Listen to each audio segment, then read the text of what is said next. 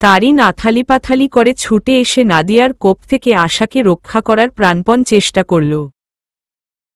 আশার গলা পেঁচিয়ে ধরা উন্মত্ত হাত দুটো বলপূর্বক ছাড়াতে ছাড়াতে বলল, কি করছো, মরে যাবে তো, ছাড়ো। নাদিয়া তবুও ছাড়ল না। ওর ভীষণ শক্তির সঙ্গে পেরে ওঠল না তারিন। সে আরও কয়েক সেকেন্ড ফুঁসতে ফুঁসতে 10 আঙুলে আশার গলা চেপে ধরে আচমকাই আশাকে ধাক্কা দিয়ে ছেড়ে দিল।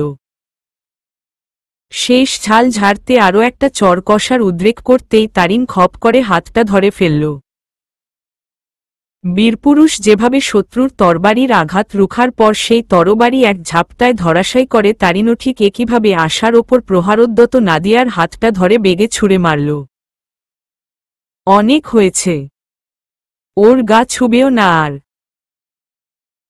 বিন্দু পরিমাণ লজ্জা থাকে তো রুমের দরজা বন্ধ করে বসে থাকো। আশার অবস্থা তখন শোচনীয়। মিনিট এক কাশতে কাশতে এবার একটু ক্ষান্ত হল সে। গৌরবর্ণা মুখ আরক্ত, মসৃণ চামড়ার আড়ালে রক্তের স্রোত বইছে যেন। 2 হাত গলার ওপর রেখে শ্রান্ত দুচোখ মেলে ওদের তর্কাতর্কি দেখছে সে।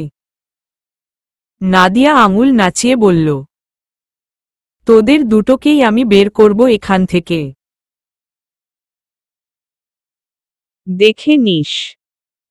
তারিন তাচ্ছিল্য নিয়ে বলল, দেখা যাবে কে কাকে বের করে।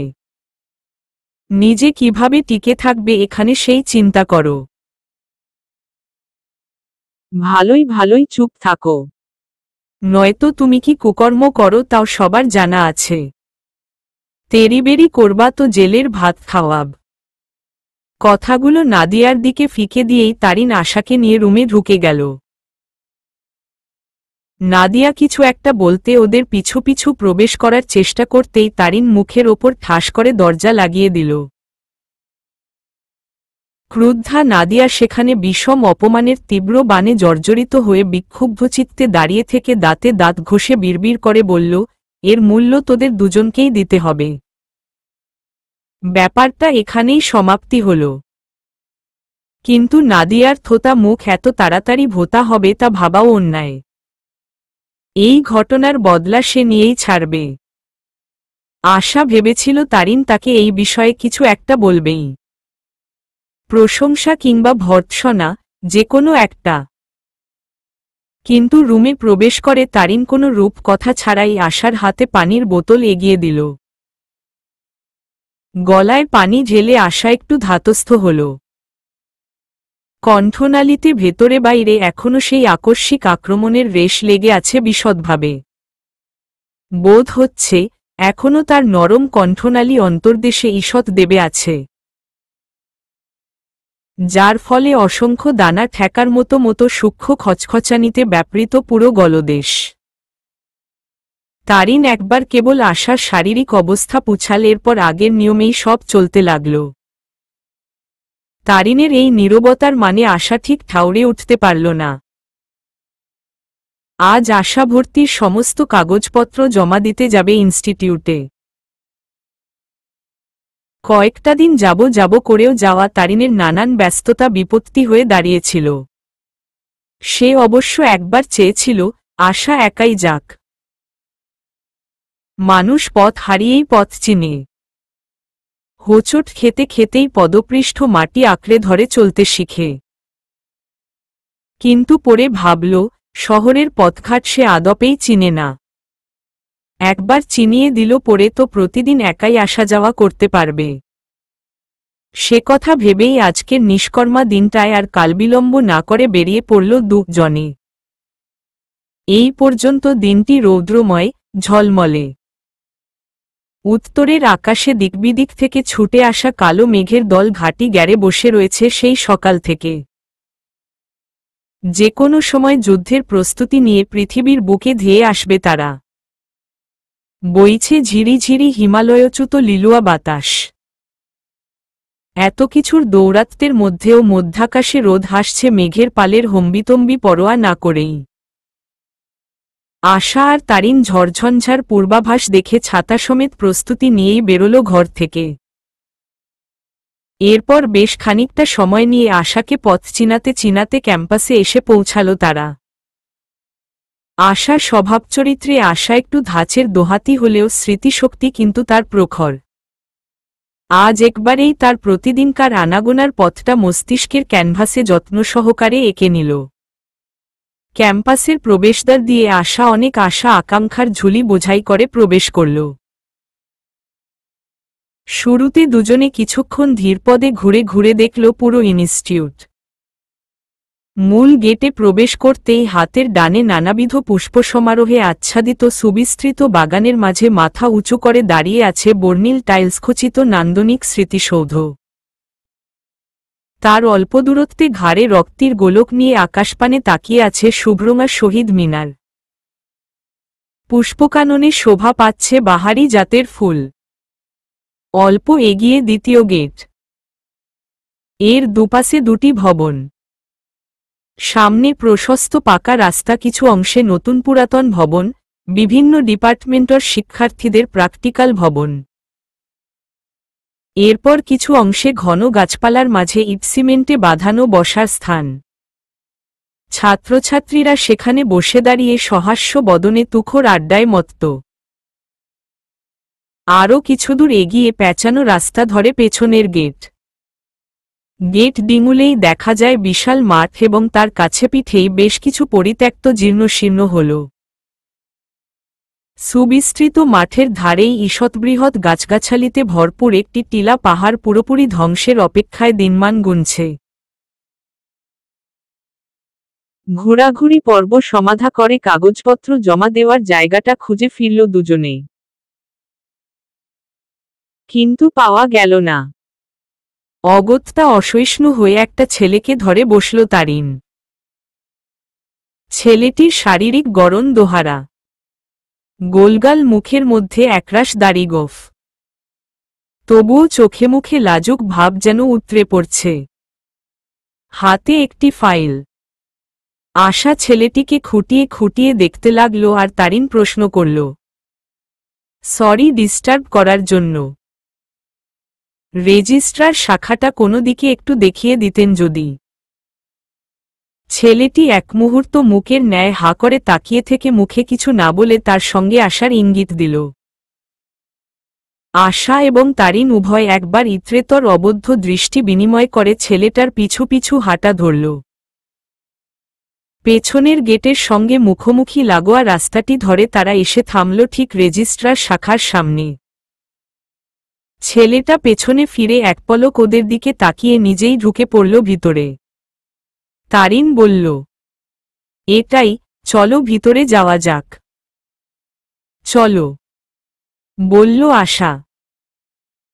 রেজিস্ট্রার শাখার অন্দরে খাঁচার মতো গ্রিল তৈরি করে ভেতরে একজন মহিলা বসে কাজ করছেন।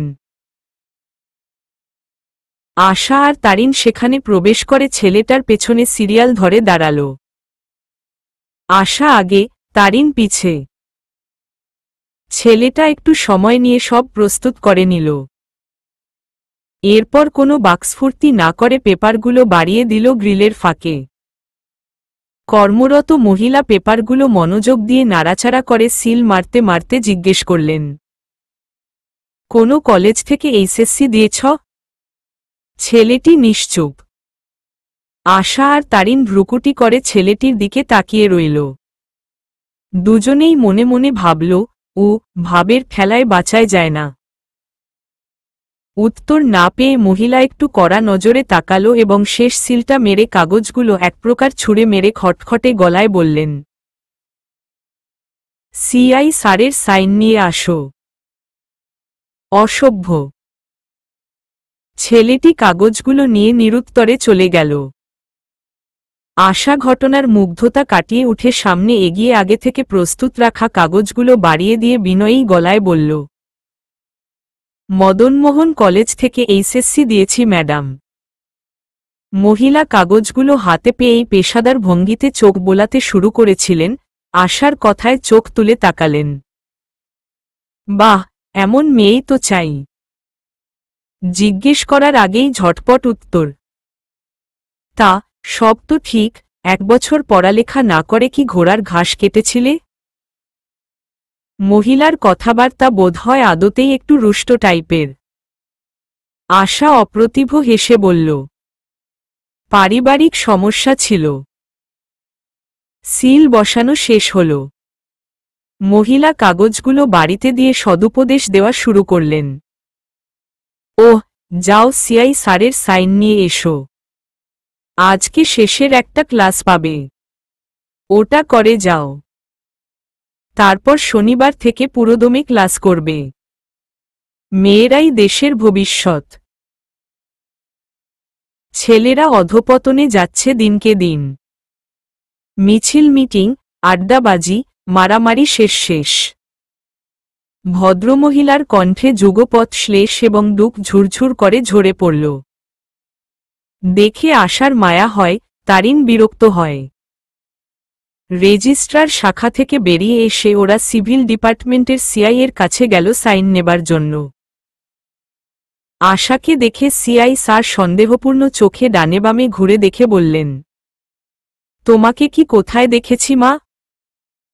বলো তো কোথায় দেখেছি, আমার মনে পড়ছে না। আশা পড়ল চরম বিপাকে। যেখানেই সে যায় সেখানেই কেউ না কেউ বলে তাকে কোথাও দেখেছে। রহস্যটা কি? ভীষণ অস্বস্তিতে জমে যায় আশা। আসলেই কি দেখেছে? আশার জিজ্ঞেস করতে ইচ্ছে করে, কিন্তু পড়ে আর ভয় করে না। না স্যার, আশা ইতস্তত করে বলে, আমার ঠিক মনে পড়ছে না। ও, এই নাও। বলেই কাগজগুলো হাতে ধরে এগিয়ে দেয় বয়োবৃদ্ধ অথচ চৌকসমনা সিআই। আশা সেগুলো হাতে করে স্যারকে সালাম করে বেরিয়ে যায়। পাঠক বোধহয় এখনো বুঝতে পারেনি এই সিআই স্যারের কেন আশাকে চেনা চেনা লাগছে। কারণ ইনিই অভিনবের বাবা প্রফেসর মোয়ালি। সেদিন অভিনব যখন নিজ বাসা থেকে আশাকে মেসে এগিয়ে দিতে গিয়েছিল তখনই গ্যারেজের সামনে আশা আর আজকের সিআই স্যার তথা অভিনবের বাবার একপলক দৃষ্টি বিনিময় হয়। ভাগ্যের পরিক্রমায় আজ আবার তার সামনে হাজির হলেও সেদিনের একপলক চোখাচোখি হওয়ার দৃশ্যটি তার মস্তিষ্কের নর্দমাতেও ঠাঁই পায়নি। কাজেই কেউ কাউকে সত্বর চিনতে পারল না। অনুমোদিত কাগজগুলো পুনরায় রেজিস্ট্রার শাখায় জমা দিয়ে ভর্তি নিশ্চিত করে আশা আর তারিন সেদিনকার মতো ক্যাম্পাস ছেড়ে এলো। রাস্তায় বেরিয়ে কিছুদূর হেঁটে আসতেই তারিন হয়রান হয়ে বলল, অনেক দৌড়াদৌড়ি হয়েছে, আর পারব না। একটা সিএনজি ডাকি, সোজা মেসে চলে যাব। যথারীতি অনেকক্ষণ অবধি অনেক ড্রাইভারকে অনুনয় বিনয় করার পর শেষমেশ একজনকে রাজি করানো গেল। দুই সখীতে মিলে সিএনজিতে চাপল। গাড়ি ছুটল। হঠাৎ আশা এক প্রকার লাফিয়ে উঠল। এই তারিন, ওই গায়ককে দেখলাম মাত্র। অভিনব। তারিন আকুলিবিকুলি হয়ে তাকালো আশা যেদিকে তাকিয়ে আছে সেদিকে। কই কই? আশা বাইরে তর্জনী দেখিয়ে দিয়ে বলল, এই একটা সিএনজি সামনে দিয়ে গেল, ওখানের ভিতরে। তারিন হঠাৎ মুখ চেপে খিকখিক করে নীরস হেসে উঠে বলল, ধুরু, বোকা মেয়ে। ওর মতো এত বড় গায়ক সিএনজিতে চড়বে? আশা নিরেট বোকার মতন প্রশ্ন করে, কেন, চড়লে কি হবে? তারিন হাসি থামিয়ে বিদ্বানে গলায় বলল, কি হবে সেটা জানি না, কিন্তু তারা চড়ে না। তাদের ঘরে দু তিনটা নিজস্ব গাড়ি থাকতে তারা কোনো দুঃখে সিএনজিতে চড়তে যাবে? ও, ঠোঁট গোল করে নিজের ভুল শুধরায় আশা, তাহলে আমি কাকে দেখলাম? তারিন আবার আর চোখে তাকিয়ে ধূর্ত হেসে বলল, কে জানে, তুমি হয়তো ওকে নিয়ে ভাবাভাবি শুরু করেছ তাই তোমার চোখ এমন ভুলভাল দেখছে। তারিনের কথাটা যে নিরেট মিথ্যা, অমূলক এবং মনগড়া তা প্রমাণ হল সেই দিন রাতে।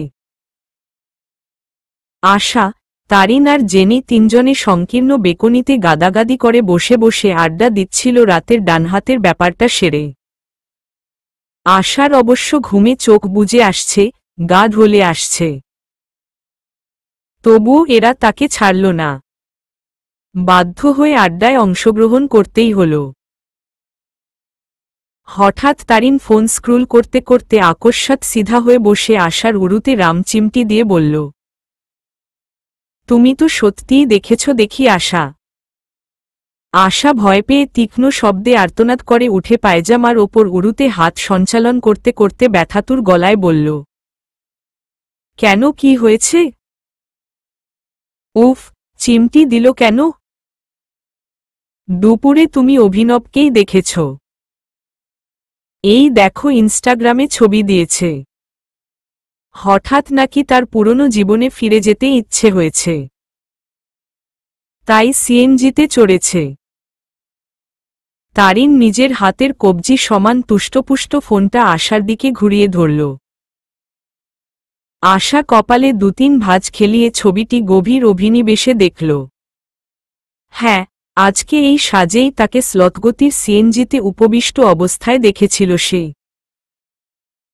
সিএনজির পেছনের সিটের এক কোণা থেকে সহস্তে ধারণ করা হয়েছে ছবিটি।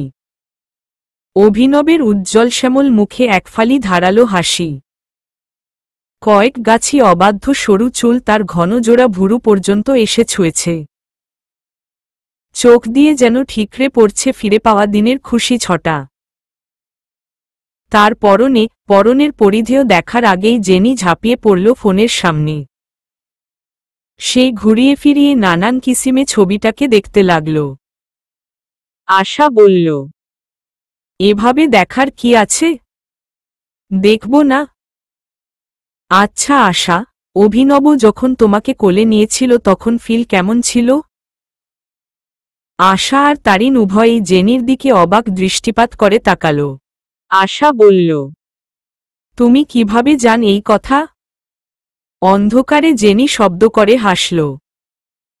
আমাকে বাতাস এসে জানায়, বলো না। কেমন আবার? আমার তখন অনেক রক্তক্ষরণ হয়েছিল, দুর্বল ছিলাম। আমি শুধু বলেছিলাম আমার লজ্জা লাগছে।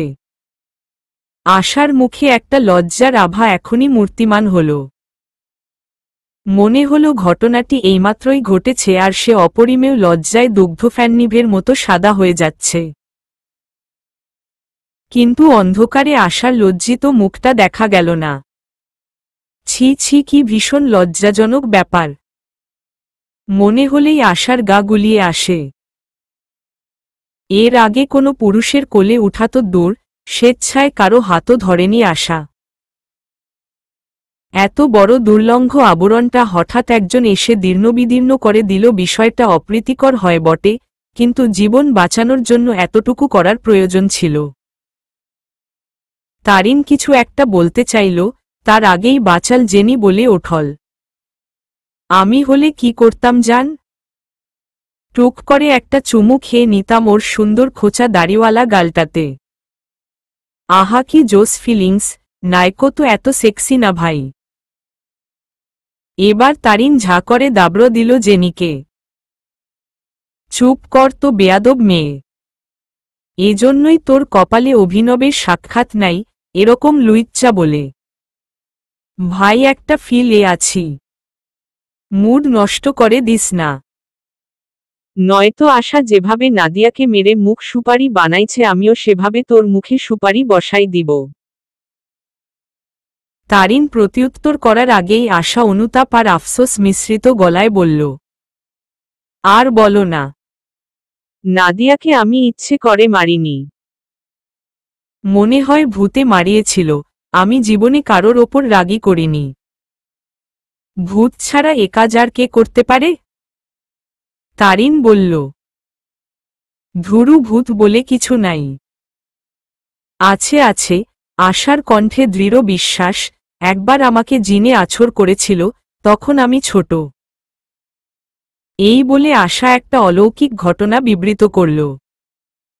কেউ বিশ্বাস করল তো কেউ করল না। আরও কিছুক্ষণ এই অনুষঙ্গে আলাপালোচনার পর সবাই ঘুমাতে চলে গেল। ঘুমানোর আগে আশা ভাবল, নাদিয়ার কাছে ক্ষমা চাওয়া দরকার। এই গ্লানি তার স্কন্ধ আর বইতে পারছে না। ভালো মনের মানুষগুলোর জন্য অনুশোচনার গ্লানির ওজন বড় বেশি হয়। তারা অতিসত্বর এই কলুষতা থেকে চিরমুক্তি চায়। বৃহস্পতিবার, শুক্রবার ঘুরে শনিবার উপস্থিত হল। আজ আশার প্রথম ক্লাস। সে কথা সে ভুলেনি, বলা দরকার, আশার ক্লাস বিকাল শিফটে পড়েছে। মাথার ওপর যখন সূর্য খা খা করে আকাশময় বেরিয়ে ফিরে, মানুষ যখন নিদাঘসিক্ত হয়ে ঘরে ফিরে নাকে মুখে দুটো ভাত পুড়ে দিয়ে কর্মক্ষেত্রে ফিরে যায়, সেই সময় আশা ক্লাস শুরু হয়। দুপুর 1:30টায়। কাজেই আশা সকাল সকাল রাধাবাড়া সেরে নিয়ে একটু আগেভাগেই গায়ে মিশমিশে কালো বোরকাটা গায়ে গড়িয়ে দিয়ে বেরিয়ে পড়ল ক্যাম্পাসের উদ্দেশ্যে। গরমের কারণে নেকাব পরল না। বদলে একটা সুতির ফিনফিনে ওড়না পেঁচিয়ে নিল মাথায়। তার পদ্মপলাশ স্নিগ্ধ মুখখানা খোলাই রইল। থেমে থেমে লোকাল বাসটা যতই আগুসার হচ্ছে আশার মনের উচাটন ততই বৃদ্ধি পাচ্ছে। অনুক্ষণ কেবল কি হবে ভাবের অস্থিরতা বিরাজ করছে তার মনে। নতুন শিক্ষা প্রতিষ্ঠান, নতুন ক্লাসমেট, নতুন শিক্ষক, সবকিছুই নতুন। আগের স্কুল কলেজে, গ্রামের পরিচিত চেনা মুখ আর অভ্যস্ততা তার সঙ্গী ছিল। কিন্তু এই বৃহত্তর শহরের যেদিকে দুচোখের সীমানার অন্ত হয় সেদিকে ইটপাথর আর অচেনা মুখগুলোর অযাচিত জয় জয়কার। আশার মন বলে, এর চেয়ে বরং দ্বীপান্তরিত হওয়া ভালো ছিল। বাস থেকে নেমে আসা ছোট টেম্পুতে চড়ে গন্তব্যের অদূরে এসে পৌঁছায়। এখান থেকে তার হেঁটে যেতে হবে, কিংবা রিকশা করে ক্যাম্পাসে পৌঁছাতে হবে। কিন্তু রিকশায় চড়ে বিলাসিতা করার মতো সুযোগ, মনন, সামর্থ্য কোনোটাই আশার নেই। সে হাঁটার পথটাই বেছে নিল। পথটা খটখটে আর উড়ু ধুলোয় ধূলিকীর্ণ। মুখের মাস্ক বেশ কাজে দিয়েছে। মেসে জেনির পরিত্যক্ত একটি মোটামুটি ভালো ব্যাগ ছিল। সেটি অল্প দামে কিনে নিয়েছিল আশা। এখন সেই ব্যাগে ফুটপাতের দোকান হতে তাতে একটা খাতা আর একটা কলম কিনে সেটি কাঁধে প্রলম্বিত করে আবারও সমান তালে হাঁটা শুরু করল। পাঠ্যবই কেনা হয়নি এখনো। বিস্তারিত জানার পরই কিনবে বলে ঠিক করেছিল সে। আসার সময়জ্ঞান স্বল্প। নেই বললেই অপমান করা হয় না। ক্যাম্পাসের কাছাকাছি এসে নিরিবিলি পরিবেশ দেখে সে বুঝতে পারল সবাই ইতোমধ্যেই ক্লাসে ঢুকে গেছে। হয়তো ক্লাস শুরুও হয়ে গেছে। আশা গেটে প্রবেশ করবে ঠিক সেই সময়ে পেছনে থেকে কয়েকজন ছেলে তাকে ডাক দিল। এই বোরখাওয়ালি, দাঁড়াও। আশা কৌতূহলোদ্দীপক চোখে ফিরে তাকালো শব্দোৎস লক্ষ্য করে। কয়েকজন সাধারণ পোশাকের ছেলে ঠায় দাঁড়িয়ে আছে তার দিকে তাকিয়ে। আশেপাশে লোকজনের সংখ্যা খুবই নগণ্য। ছাড়া ছাড়া ইতস্তত বিক্ষিপ্ত মানুষজন নিজ নিজ কাজে বেগবান হয়ে ছুটছে। কয়েকজন শিক্ষার্থীও হাসাহাসি করে আড্ডা দিতে দিতে ঢুকছে বেরোচ্ছে। সেদিনকার তুলনায় আজ লোকসমাগম খুবই অল্প। ছেলেগুলো দাঁড়িয়ে গেটের বেশ দূরত্বে। মধ্যাহ্নের খাড়া তেজময় সূর্যরশ্মি তাদের ওপর বর্তে আছে। আশা দ্বিধান্বিত চিত্তে ধীরে ধীরে এগিয়ে গিয়ে তাদের সামনে দাঁড়াল। কোনো সেমিস্টার? আওলাঝাওলা চুলের একটা ছেলে কপাল কুঁচকে উদ্ধত ভঙ্গিতে জিজ্ঞেস করল আশাকে। তৃতীয় আন্ত মস্তকে জবাব দিল আশা। বড় ভাইকে সালাম দেও নাই কেন? আশা বুদ্ধিভ্রষ্টের মতো মাথাটা তুলে তার মোহময় চোখ দুটো সবার দিকে মেলে ধরে বলল, আসসালামু আলাইকুম। ছেলেগুলো কয়েক পল নীরবে পরস্পর ঠাড়াঠাড়ি করে আকস্মাৎ হো হো করে হেসে ওঠে, একে ওপরের গায়ের ওপর ঠেলাঠেলি শুরু করল।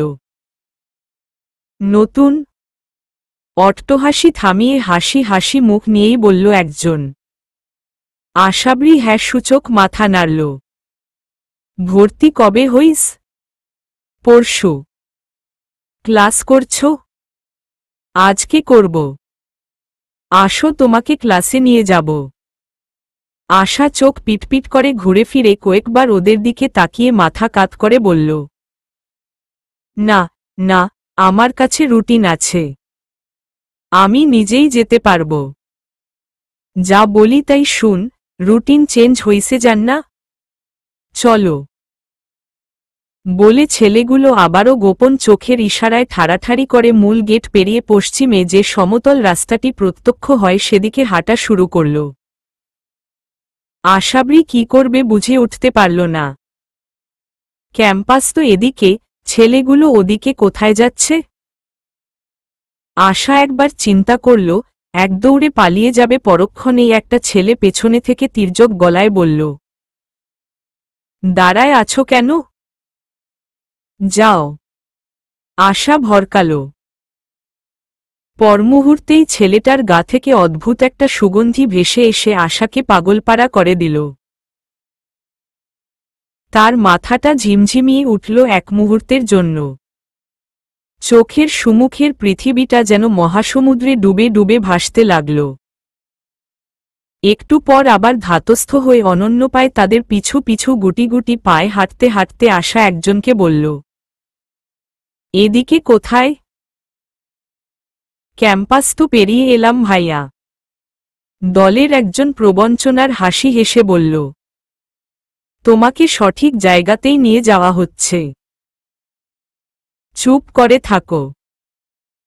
আশা তৎক্ষণাৎ চুপ করল বটে, কিন্তু অচিরে ওই ঐন্দ্রজালিক সুঘ্রাণের মোহঘোর লুপ্ত হয়ে ষষ্ঠ ইন্দ্রিয় সচল হয়ে ওঠল।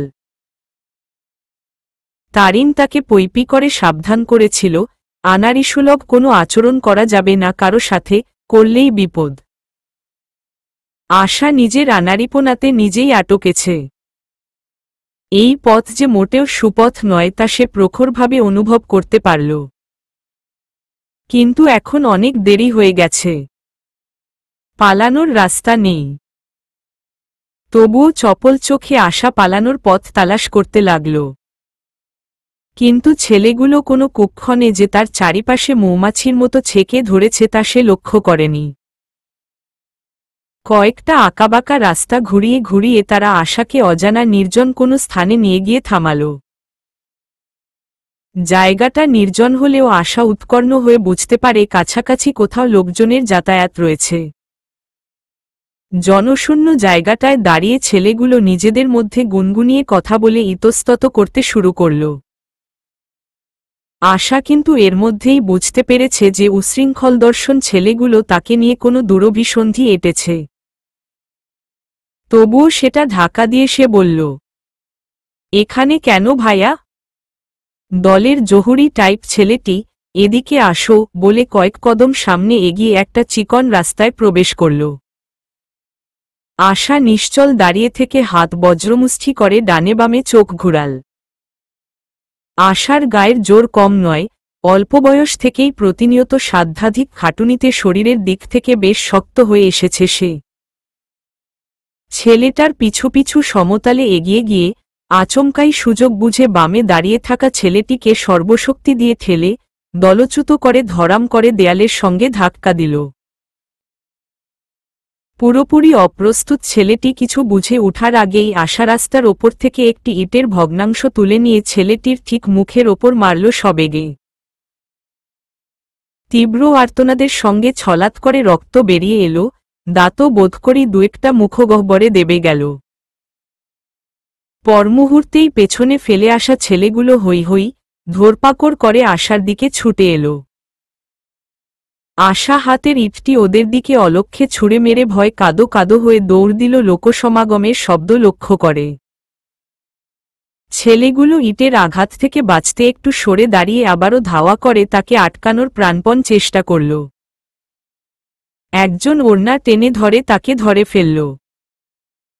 আশা তার সঙ্গে কয়েক সেকেন্ড ধস্তাধস্তি করল, বাকি সদস্যরা অকুস্থলে পৌঁছানোর আগেই ছেলেটার হাতে কটকট করে কামড় বসিয়ে আশা পরিমরি করে হাত ফসকে বেরিয়ে গেল। রাস্তার বাঁক ঘুরে এগোতেই নির্জনতা কিছুটা হালকা হয়ে এলো, ইতস্তত বিক্ষিপ্ত কয়েকটা দোকানপাট চোখে পড়ল। আশার নিষ্প্রাণ দেহে যেন প্রাণসঞ্চারের ক্ষীণ আলো জ্বলে ওঠল। সে হাঁপাতে হাঁপাতে দৌড়াল আর দৌড়াল। পেছনে ছেলেগুলোর আর কোনো অস্তিত্বই যখন পাওয়া গেল না, তখন সে আত্মস্থ হয়ে একটা ছোট রেস্তোরাঁর পাশে এসে থামল এবং ভেতরে ঢুকে বসে পড়ল।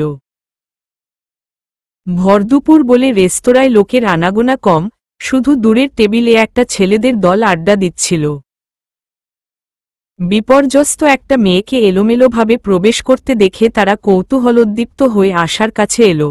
অনবরত বড় বড় নিঃশ্বাস ফেলে হাঁপাতে থাকা আশা দলটাকে দেখেই চমকে ওঠল। চোখের জবনিকায় ভেসে উঠল একটি দৌরাত্ম্যপূর্ণ দিনের দৃশ্য। এরাই অভিনবের সহচর। সেদিন অভিনবের কাছ থেকে পালানোর পর এরাই আশাকে উদ্ধার করেছিল। আশার দেবীতুল্য নোধরকান্তি মুখমণ্ডল সহজেই ভোলার নয়, সবাই আশাকে এক পলকে চিনে ফেলে সমকরাসে বলল, আরে আপনি? M dash. একজন বলল, আপনি কি আজীবন দৌড়ের ওপর থাকেন নাকি? অন্যজন বলল, তুই চুপ কর, সুন্দরী মেয়ে দেখলে টাঙ্কি মারতে মন চায়। আরেকজন বলল, তুই চুপ কর বেটা, এই আপুর সঙ্গে অভিনব ভাইয়ের যোগসূত্র আছে। তোদের এসব কথা জানতে পারলে দল থেকে বহিষ্কার করে দিবে দেখিস। আশা সব কথা নত মাথায় গিলল। প্রত্যুত্তর কিংবা দুরুত্তর কোনো টাই করল না। আশার নীরবতা দেখে একজন বলল, থামো সবাই, বলুন তো কি হয়েছে আপু? আশা বাইরে আঙুল দেখিয়ে দিয়ে মিনমিনে গলায় বলল, কয়েকটা বাজে ছেলে পিছু নিয়েছিল। আমি পালিয়ে আসতে গিয়ে। বলতে বলতে কান্নার একটা ভারী দলা এসে আশার কণ্ঠ আটকে বসে। নড়েও না, চড়েও না। বাকিটুকু আর বলে না সে। ঢোক গিয়ে আত্মসংবরণ করে চুপ করে থাকে। ছেলেটা ক্ষণকাল চুপ থেকে একসময় আশাকে আশ্বস্ত করে বলল, আর চিন্তা নেই, আমরা আপনাকে মেসে পৌঁছে দেব। তারপর ছেলেগুলো আমরা দেখছি। তাই করা হলো। সেদিন আশার আর ক্লাসে যোগ দেওয়া হলো না। সমস্ত আশা আকাঙ্ক্ষায় গুড়েবালি ঢেলে দিয়ে সে মেসে ফিরে গেল ম্লানমুখে। শুরুর দিনই যদি এমন কুলক্ষণ লেগে যায়, তবে অদূর ভবিষ্যতে কি অপেক্ষা করছে তার জন্য? তার কোনো কাজই বা কেন সুষ্ঠুভাবে শুরু কিংবা শেষ হয় না? প্রত্যেকটা বিষয়েই কেন অবশ্যম্ভাবী একটা বিপদ গভীর রেখাপাত করে দিয়ে যায়? নিজের বোকামনটাকে কি খুব বেশি প্রশ্রয় দেওয়া হয়েছে? তারই বা কি দোষ? এই ২০ বছরের জীবনে কতবারই বা ঘরের বাইরে পা রেখেছে। সংসারের যাবতীয় কাজ ছাড়া তার জানার ফর্দ তো ঠনঠনে। কিছুই যে নেই। ভেবে ভেবে নিজের অনাগত ভবিষ্যৎ নিয়ে বেহদ্দ হতাশায় নিমজ্জিত হয় আশা। মেসে ফিরে সবাইকে ঘটনাটার কথা বলতেই সবাই যেন আশাকে প্রশংসায় নহরে ভাসিয়ে দিতে পারলে বাঁচে। কিন্তু আশার এসব অযাচিত স্তুতিব্যকে মোটেও আগ্রহ নেই। ভীষণ মনখারাপি নিয়ে সে সারাটা দিন কাটিয়ে রাত্রি নামাল।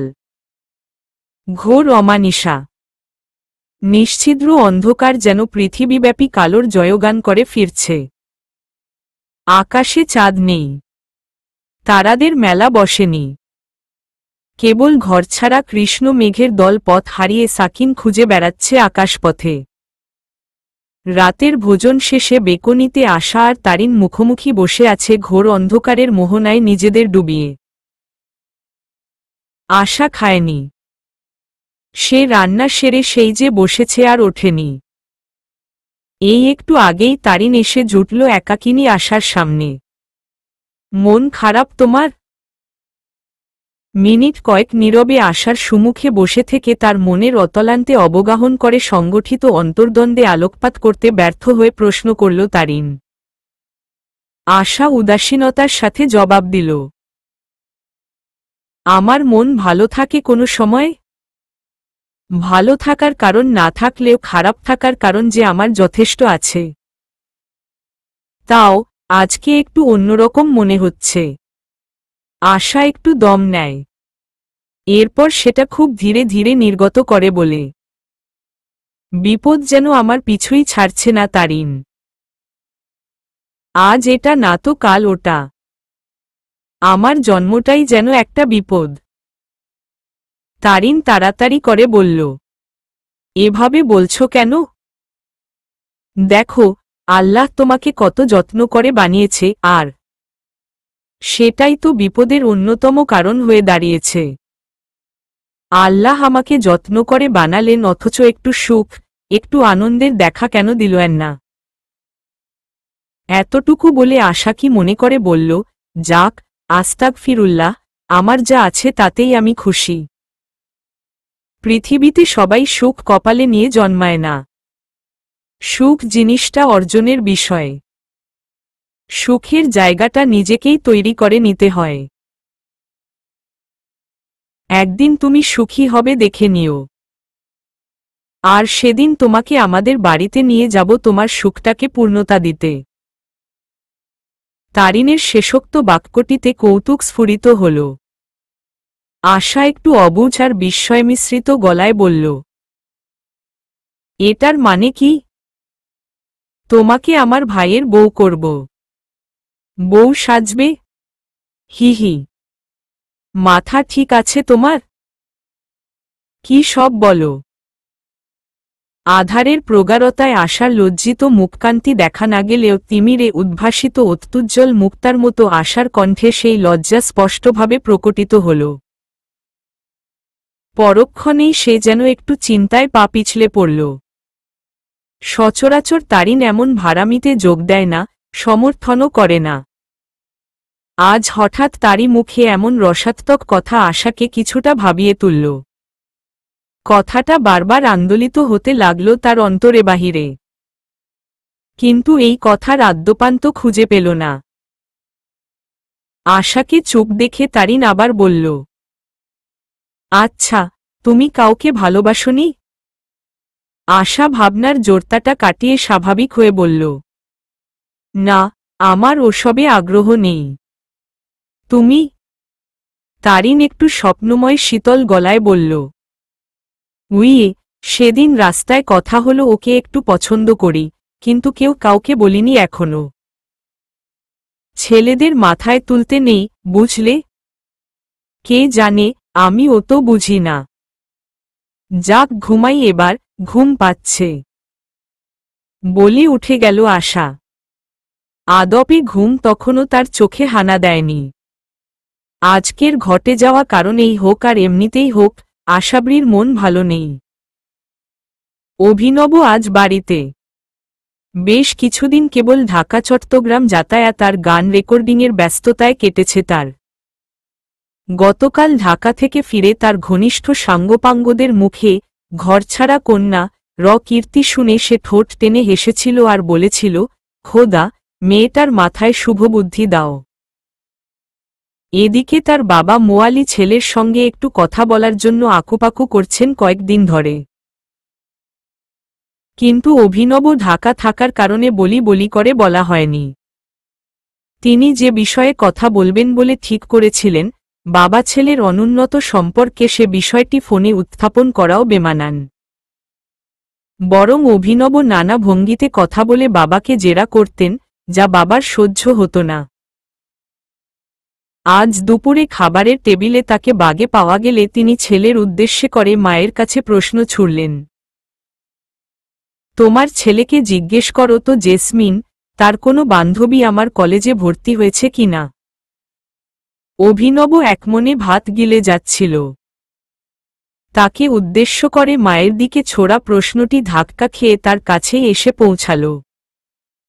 সে মায়ের দিকে তাকিয়ে উত্তরটা দিল, আম্মা, তোমার স্বামীটা যতই বুড়ো হচ্ছে ততই বুদ্ধিজ্ঞান লোপ পাচ্ছে। আমার যত বান্ধবী ছিল সবাই এখন পড়াশোনা শেষ করেছে। কারো কোলে বাচ্চা ওয়া ওয়া করে কাঁদছে। তোমার কেবলা হাকিম স্বামী এই আজগুবি খবর কই পেলেন সেটা জিজ্ঞেস করো। ছেলের কথায় বাবা কিছুক্ষণ চুপ মেরে খেয়ে গেলেন। জেসমিন আক্তার এবার স্বামীর উদ্দেশ্য গঞ্জনা করে বললেন, কই উত্তর দাও এবার। প্রফেসর আলী সাহেবের হঠাৎ কিছু একটা মনে পড়ল। তিনি চমকে ওঠে প্রফুল্ল মুখে বললেন, হ্যাঁ, সেদিন আমি 11টার দিকে ক্লাস নিতে যাচ্ছিলাম, তুমি তোমার ছেলেপেলেদের নিয়ে একটা মেয়েকে গাড়িতে করে নিয়ে যাচ্ছিলে, ওটা কে ছিল তাহলে? এবার আর ছলবল না করে কথাটা তিনি এবার সরাসরি ছেলের তাক করেই বললেন। ছেলে কিন্তু পূর্বাভাব অটল রেখেই বলল, সাইজ দেখেই বোঝা যায় না যে সে আমার বন্ধু হতে পারে না? পুচকে বোকাশোকা একটা মেয়ে আমার বন্ধু হয় কি করে? উহু, সাইজ ডাসন্ট ম্যাটার। সে আমার ইনস্টিটিউটে, আমার ডিপার্টমেন্টেই ভর্তি হয়েছে। নাম আশাবরী। অভিনবের গলা এবার চড়া হলো খানিকটা। হলে হয়েছে, তাতে আমার কি? একটা সাধারণ মেয়ের ব্যাপারে জলঘোলা করার কি আছে? আম্মা, উনাকে চুপ করতে বলো না। রগজটা ছেলে রেগে যাচ্ছে দেখে আলী সাহেব আর কিছু বললেন না। চুপচাপ বাকি খাবারটুকু গলাধকরণ করে উঠে চলে গেলেন। অভিনব যার পর নাই বিরক্ত হল আশাবরীর ওপর। অপয়া মেয়েটা গোটা চট্টগ্রাম শহরে ভর্তি হবার জন্য আর কোনো জায়গা পেল না। ঘুরে ফিরে তার বাবার ইনস্টিটিউটেই, আবার তারই ডিপার্টমেন্টে ভর্তি হতে হল। মানুষের মন যাকে কখনোই প্রত্যাশা করে না লৌকিক পৃথিবীতে অলৌকিকভাবে সেই জনই তার ধারে কাছে অহর্নিশ লেগে থাকে। এই সংস্রব প্রকৃতি প্রদত্ত। একে যতই উপেক্ষা করা হবে ততই চুম্বকের মতো তা আকর্ষিত হতে থাকবে। সেদিন সন্ধ্যা থেকেই মেয়েটা নিরাকার ভূতের মতন তার পেছনে যেকোনো একভাবে আছর করে আছে। অপদার্থ, অপয়া মেয়ে। ক্রুদ্ধ অভিনব বদ্ধপরিকর হল, আশাবরীকে নিয়ে জঘন্য একটা গান বানাবে সে। খুবই জঘন্য। লিরিক জঘন্য, সুর জঘন্য, মিউজিক জঘন্য, কেস্টিং জঘন্য। সবাই বলবে, অভিনব এমন জঘন্য গান আগে কখনো করেনি। খাবার টেবিলে ছেলের সঙ্গে একদফা বাকবিতণ্ডা পালা চুকিয়ে ক্লাসে এসে হাজির হলেন মো আলী। যথারীতি ক্লাস চলল মিনিট 10। এমন সময় আশা অনেকটা ব্যস্তস্মস্তভাবে দরজার কাছে এসে দাঁড়াল। ক্লাসে উপস্থিত শিক্ষার্থী এবং শিক্ষক আলী এক পলক তাকাল দরজার কাছে দণ্ডায়মান আশার দিকে। পরমুহূর্তেই একটা গুনগুন গুঞ্জন ক্লাসরুমের এমাথা থেকে ওমাথা উর্মিমালার মতো ব্যাপৃত হল। আশা মনে মনে একটু ভীত হয়ে চিকন স্বরে বলল, আসতে পারি স্যার? স্যার বললেন, এসো এসো। পেছনে থেকে কয়েকজন দুষ্ট ছেলেও বলল, আসেন ম্যাডাম। আশা কুণ্ঠিত পায়ে হেঁটে পেছনের একটা সিটে গিয়ে বসল। ব্যাগ থেকে খাতা আর কলম বের করে একটু আরাম করে বসতেই সেদিনের গোলগাল মুখের লাজুক ছেলেটা প্রবেশ করল বিনা বাক্যে। যে ভর্তির দিন তাদের রেজিস্ট্রার শাখা পর্যন্ত নিয়ে এসেছিল কিন্তু কোনো বাক্য বিনিময় করেনি। ছেলেটা একটা খালি আসন দেখে বসতেই স্যার বলে উঠলেন, তো বাচ্চারা, আজকে আমরা নতুন 2 জন স্টুডেন্ট পেলাম।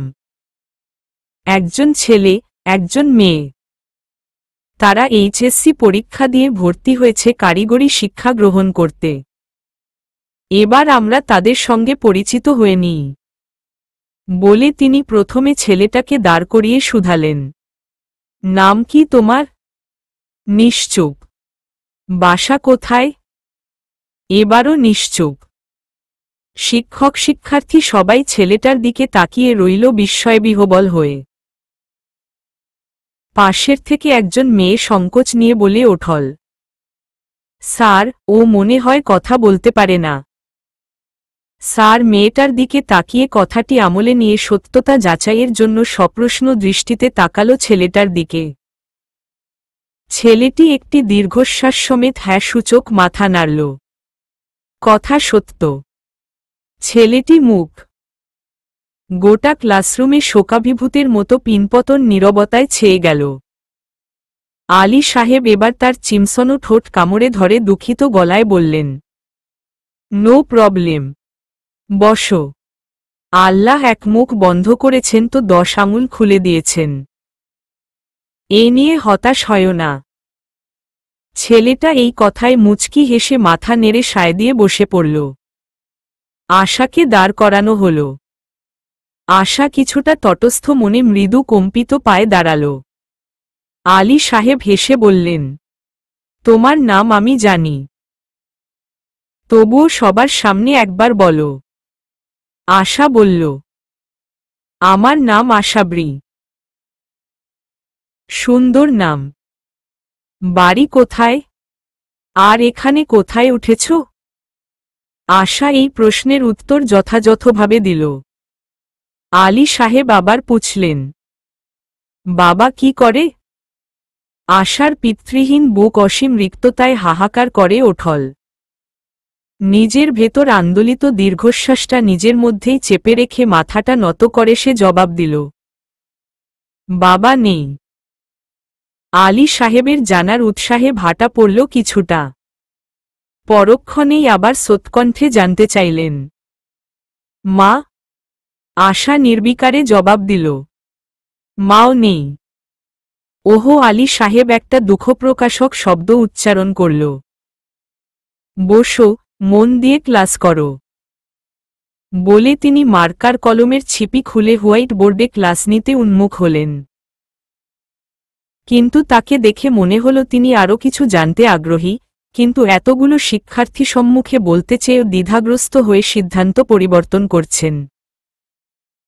প্রথম ক্লাসটা আশার কাছে ভীষণ কাঠখোট্টা এবং দুর্বোধ্য বোধ হলেও মোটের ওপর ভালোই লাগল। রুটিন অনুযায়ী এর পরের ক্লাসটা আরও 45 মিনিট পর বসবে। এই অবকাশে কেউ কেউ পড়ে, কেউ আড্ডা দেয়, আর কেউ ইতস্তত ঘোরাঘুরি করে মনস্কাম সিদ্ধি করে। সিআই স্যারের ক্লাসটার সমাপন হবার পর আশা তেতলা থেকে নিচে নেমে বাগানের ভেতর তৈরি করা বৈঠকখানায় গিয়ে বসল। জায়গাটা আপাতত নিরিবিলি, তবে কতক্ষণ নিরিবিলি থাকবে তা নিয়ে বেজায় সন্দেহ আছে। হরেক রকমের আকাশস্পর্শী গাছপালায় বেষ্টিত জায়গাটার হোথায় হোথায় সূর্যোচ্ছটা গলে আসে গাছগুলো কাঁধের ফাঁকে। পেছনের চলার পথ দিয়ে প্রতি মুহূর্তে হেঁটে যায় অসংখ্য শিক্ষার্থী। গাছের মাথায় মাথায় পাখিদের রকমফের কলতানে চাপা পড়ে যায় প্রাতিষ্ঠানিক গমগম শব্দ। আশা নিষ্কর্মে বসে না থেকে প্রথম ক্লাসের করা নোটগুলোতে চোখ বোলাচ্ছিল। এমন সময় ক্লাসের সেই বোবা ছেলেটি কখন যে সন্তর্পণে তার সামনে বেঞ্চিতে এসে বসেছে তা সে লক্ষ্য করেনি। ছেলেটি সিমেন্টের পুরু বেঞ্চিতে চটচট করে হাত চাপড়ে শব্দ করল। আশা ত্রস্ত হয়ে চমকে ওঠে ছেলেটার দিকে ক্রূর দৃষ্টিপাত করল একবার। এরপর আবার খাতার ওপর বোধ হল সে। আশার নির্লিপ্ততায় একইভাবে ছেলেটি আবার শব্দ করলে আশা প্রশ্নসূচক দৃষ্টিতে মাথা উচাল। ছেলেটি আঙুল উঁচিয়ে একটু অপেক্ষা করতে বলে নিজের ফোনটা বের করে, কপাল কুঁচকে কিছু একটা লিখে আশার দিকে বাড়িয়ে দিল। সেখানে লেখা, আমি সায়েম। আপনি আপনার নামের মতোই সুন্দর। আপনার মা বাবা নেই শুনে খারাপ লাগল। আমার আছে। মা বাবা থাকা খুব ভাগ্যের ব্যাপার। আপনি আর আমি এখানে নতুন। এখানে আপনার কোনো বন্ধু নেই। আমারও নেই। তাছাড়া আমি কথা বলতে পারি না বলে কেউ হয়তো সহজে আমাকে বন্ধু হিসেবে মেনেই নিবে না। আপনাকে দেখে অত্যন্ত সহজ সরল মনে হয়েছে। আচ্ছা, আমরা কি বন্ধু হতে পারি? লেখাটা পড়ে আশা চুপচাপ ফোনটা তার দিকে বাড়িয়ে দিয়ে উঠে দাঁড়াল। ব্যাগ থেকে মাস্কটা মুখে লাগিয়ে দিল তড়িঘড়ি করে। এই অনাকাঙ্ক্ষিত রূপযৌবন তার জন্য অভিশাপস্বরূপ। এই বিষাক্ত রূপ যেদিন হতপ্রভ হতে শুরু করল সেদিনই স্বস্তির নিঃশ্বাস নিতে পারবে সে। ছেলেটি তার উত্তরের প্রত্যাশায় হা করে তাকিয়ে রইল। আশা ভীষণ লজ্জায় দুচোখ মাটিতে এমনভাবে নিবন্ধ করল যেন সে হারানো কিছু খুঁজছে। এরপর একটু জোরসড় ভাব নিয়ে সে বলল, ছি ছি, ছেলে মেয়ে বন্ধু কিভাবে হয়? লোকে কি বলবে? আপনি বরং কোনো ছেলে বন্ধু খুঁজে দেখুন। বলে আশা সেখানে আর এক মুহূর্ত না দাঁড়িয়ে কুণ্ঠা ভাব নিয়ে চলে গেল। ছেলেটি সে স্থানেই গোল গোল চোখ পাকিয়ে হতবুদ্ধি হয়ে বসে রইল। এক লহমায় যেন বর্ষর কোনো হিল্লোলের আঘাতে সে দুর্যোগে বিধ্বস্ত নগরীর বাসিন্দা হয়ে গেল। প্রিয়দর্শিনী আশাবরীকে সে বোধহয় এতটাও সহজ সরল আর দেহাতি আশা করেনি। আজ কেবল 2টো ক্লাস হল। শিক্ষকের পক্ষ থেকে শেষের ক্লাসটা হবে না বলে ঘোষণা এলে আশা আর তাইরে নাইরে না করে মেসের উদ্দেশ্য রওনা দিল। ক্যাম্পাসের প্যাঁচানো পথ ধরে গুটি গুটি পায়ে এগোতে এগোতে সে মনে মনে ভাবল, কি অদ্ভুত ব্যাপার! ছেলেতে মেয়েতে বন্ধুত্ব হয় কিভাবে? পৃথিবীতে কি ছেলের জন্য ছেলে, মেয়ের জন্য মেয়ে বন্ধুর অভাব পড়েছে যে সমাজের চোখের বালি হয়ে ছেলে মেয়ে বন্ধুত্ব করতে হবে? এই ইট পাথরের নিসর্গে আরও কত কি দেখার অবশিষ্ট আছে কে বলবে? গ্রামের স্কুল কলেজে তো এমন বেলাল্লাপনা ছিল না। কেউ মেয়েদের নিয়ে একটু আস্পর্ধা দেখালেই তাকে কঠিন শাস্তি দেওয়া হতো। কিন্তু এখানে যেদিকে যায় সেদিকেই শুধু মেয়েছেলের আড্ডা। কি খারাপ! ভাবতে ভাবতে আশা চারিপাশে ইতস্তত বিক্ষিপ্ত ছেলেমেয়েদের দিকে ভূতগ্রস্তের মতো তাকায়। যেন জোড়ায় জোড়ায় মেয়েছেলে বসে থাকা, কথা বলার মতো পাপ কাজ আর দ্বিতীয়টি নেই, আদপেই নেই। গেট পেরিয়ে আরও কিছুদূর আগুসার হতেই সামনে ঝাপসা পরিচিত একজন লোক আসার পথ রোধ করে দাঁড়াল। লোকটির বর্ণ ঈষৎ তামাটে, চেহারার গড়ন রুক্ষ, চোখের চাহনিতে ডাকাতের মতন উদ্ভ্রান্ত ভাব। আধো আধো চেনা লোকটাকে দেখে আশার ভেতরে একটু অস্বাভাবিক অস্থিরভাবে ফেনিয়ে উঠল। তবুও সে বাহ্যিক দিকে শক্ত থেকে বলল, আপনি কে? চিনতে পারলা না? মানুষটা কপট রসিকতা নিয়ে কথাটা বলেই প্যাচিয়ে প্যাচিয়ে দেতহাসি দিল। আশার অন্তঃকরণে উপস্থিত অস্থিরতা এবার চক্রবৃদ্ধি হারে বাড়তে শুরু করল। কে এই কুৎসিত লোকটা? কে এই কুৎসিত লোকটা? তার ধৃষ্ট চোখের চাহনিতে কি দুরাকাঙ্ক্ষা নেচে বেড়াচ্ছে? আশা মস্তিষ্কে চাপ দিয়েও যখন মানুষটাকে চিনতে পারল না তখন সে আমতা আমতা করে বলল, না তো, চিনতে পারিনি। আমি বদি, রাইসা তোমাকে আমার কথাই বলছিল। কিন্তু তোমার তো খবরই নাই। পরিচয় জেনে আশার মনে খানিক সময়ের জন্য স্বস্তি ফিরে এলেও পরক্ষণেই লোকটার অদ্ভুত চাহনি তাকে পুনরায় আর্স্ট করে তুলল। তবুও সে সাবলীল আচরণ করার বৃথা চেষ্টা করে বলল, ওহহ, বদি ভাই, আসলে অনেকদিন হলো আপনাকে দেখেছি তাই। বুঝতে পারছি। বদি মাথা নাড়ে বড় বুঝবানের মতো, রাইসা আমাকে জানাইছিল তুমি এখানে পড়ো। তাই এখানে ওয়েট করেতেছিলাম তোমার জন্য। এতটুকু বলে বদি একটু চুপ মেরে প্রসঙ্গ পাল্টানোর ভঙ্গিতে বলল, যাই হোক, যাবা আমার সঙ্গে? কোথায়? কিছুটা সন্দিহান আর কৌতূহল দৃষ্টিপাত করে জানতে চায় আশা। বদি চোখে মুখে একটু লোভনীয় চাকচিক্য ফুটিয়ে বলে, গেলেই দেখতে পাবা, ভালো জায়গা। তোমার কোনো অসুবিধা হবে না। ভালোই দাম পাবা। সাধারণ কথার অন্তরালে সুপ্ত কথাটা আশার মাথার খুলি ভেদ করতে পারল না। সে শুধু ভাবাল, সব ঝামেলার ইতি টানার পর এই লোক কোনো গর্ত থেকে উদয় হল? না, অপারগতা স্বীকার করে আশা, আমি তো একটা মেসে থাকি, সেখানেই ভালো আছি। প্রয়োজন হলে জানাব। নরম গরম কথায় চিড়ে ভিজবে না বুঝতে পেরে বদি এবার সরাসরি হুমকির সুরে বলে, যাবা নাকি কুলসুমা খালারে বলে দিব যে তুমি এখানে আছো? আশা অবর্ণনীয় বিস্ময়ে স্তব্ধ হয়ে রয় কয়েক মুহূর্ত।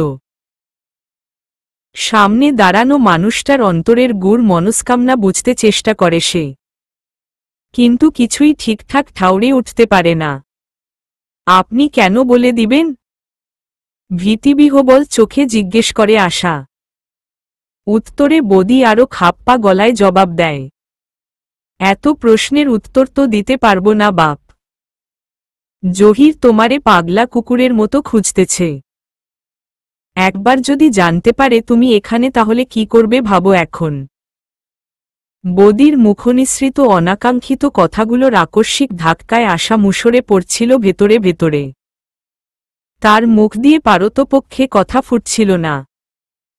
অহর্নিশ জাপটাজাপটি করে জড়িয়ে থাকার নিটল ঠোঁটযুগল কেবল কথার অভাবে ডিগইগে কচি কিশলয়ের মতো তিরতির কাঁপছিল, চিরকেলে স্থির চোখের দৃষ্টি থেকে থেকে অস্থির হয়ে উঠছিল।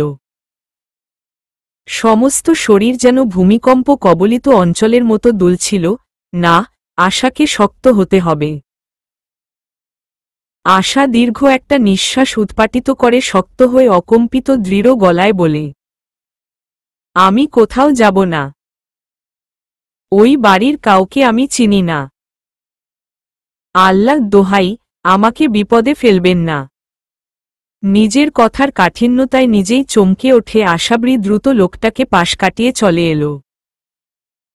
সে একবারের জন্য যদি পেছনে ফিরে তাকাত তবে তার দৃষ্টিগোচর হতো ক্রুদ্ধ বদি বিড়বিড় করে বলছে, তোমাকে আমি হাতছাড়া করতেছি না সুন্দরী আশা, আজ না হয় কাল তোমাকে আমি হাত করবই। আশার মনের শুভ্র অন্তরিক্ষে নীহার পুঞ্জীভূত হচ্ছিল ধীরে ধীরে। হাঁটতে হাঁটতে সে অসহিষ্ণু হয়ে ভাবছিল, রাইসা এই কদাচার প্রবঞ্চক লোকের কাছে কিভাবে তাকে নির্দ্বিধায় তুলে দিচ্ছিল। কি ছিল এর পিছনে? সে না বলেছিল, বদি ভাই চট্টগ্রাম শহরে ভালো চাকরি করে, সে ভালো মানুষ। তাহলে সমস্ত উপকারের কথা বিস্মৃত হয়ে আসার মনে রাইসা সম্বন্ধীয় যে ভালো ধারণাটা জন্মেছিল তা খুব দ্রুতই অন্তর্হিত হয়ে গেল। মাথা চাড়া দিয়ে ওঠল সেই পুরনো দিনের অসহনীয় রাইসার রূপটি। এর জবাব তাকে দিতেই হবে। আশা আর সময় নষ্ট না করে একটা মোবাইলের দোকানের কাছে এসে দাঁড়াল। মূল্য পরিশোধপূর্বক মোবাইল চেয়ে নিয়ে রাইসাকে কল দিল সে। 2-3বার রিং পড়তেই ফোন রিসিভ হল। ওপাশ থেকে রাইসার স্বাভাবিক কণ্ঠ ভেসে এলো, হ্যালো, আমি আশা। আশা বলল নরম স্বরে, হ্যাঁ বলো, কেমন আছো? আশা এই প্রশ্নের উত্তর না দিয়ে মূল প্রসঙ্গে পা দিয়ে বলল, এটা তুমি কিভাবে করলে রাইসা? রাইসা একটু চুপ করে থেকে কিছু একটা ভেবে বলল, কেন, কি হয়েছে? তোমার বদি ভাই দেখা করতে এসেছিল আজকে। আমি ক্লাস করে বেরোচ্ছিলাম। তার সঙ্গে যেতে বলে, না হয় তোমার মাকে নাকি সব জানিয়ে দিবে যে আমি চট্টগ্রাম আছি। রাইসার যেন বিশ্বাসী হল না ব্যাপারটা। সে সন্নিগ্ধ গলায় বলল, কি বলছো? বদি ভাই এমন কেন করবেন? আশা বলল, তুমি কি কিছুই জানতে না? নাকি জেনেও না জানার ভান করছো রাইসা? নিজের ওপর অনাহুত অপবাদে রাইসা আকুলিবিকুলি করে কাতর গলায় বলল, আমি সত্যিই কিছু জানি না। এখানে আমার কি স্বার্থ থাকতে পারে বলো? আমি তো শুধু জানতাম বদি ভাই চাকরিজীবী, ভালো মানুষ। একই এলাকার মানুষ হিসেবে তার দ্বারাই তোমাকে তারিনের কাছে পাঠাতে চেয়েছিলাম, এতটুকুই। সে যে এমন আচরণ করবে তাকে জানতে। তুমি শুধু শুধু ভুল বুঝছ। তোমাকে বিশ্বাস করাটাই আমার ভুল ছিল রাইসা। তুমি তোমার মায়ের মতোই। রাখি বলে ফোনটা কেটে দিল আশা। বেরিয়ে এলো দোকান থেকে। তার অবিবেচক মাথায় খেলছে না কোনো যুক্তিযুক্ত উপলক্ষ ছাড়া রাইসাকে এভাবে কথাগুলো বলা ঠিক হলো কি না। মেয়েটা বরাবরই তার কাছে নিগৃহীত হয়ে এসেছে। এত উপকারের পরও আজ তাকে এতগুলো কথা কিভাবে শোনাল সে। আশার মনে ভাঙা অপরাধবোধ গা ঝাড়া দিয়ে ওঠল। তবুও বিষয়টা আবেগের নয়। রাইসা দোষী হতেই পারে। পৃথিবীতে কি স্বার্থান্বেষী নয়?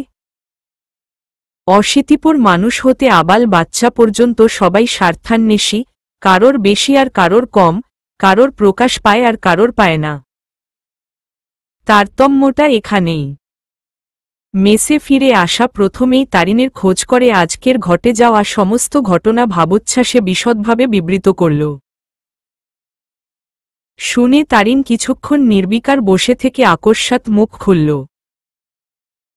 প্রথমত আমি শতভাগ নিশ্চিত যে রাইসা কখনো এই কাজের সাথে জড়িত না।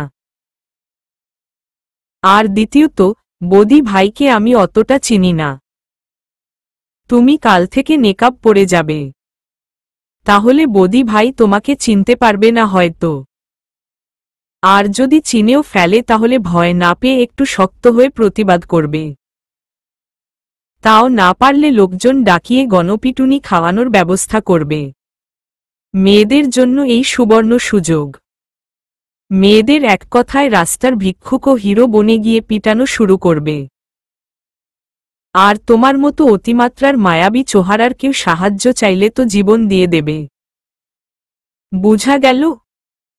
আশা হুম বলে মাথা নাড়ল।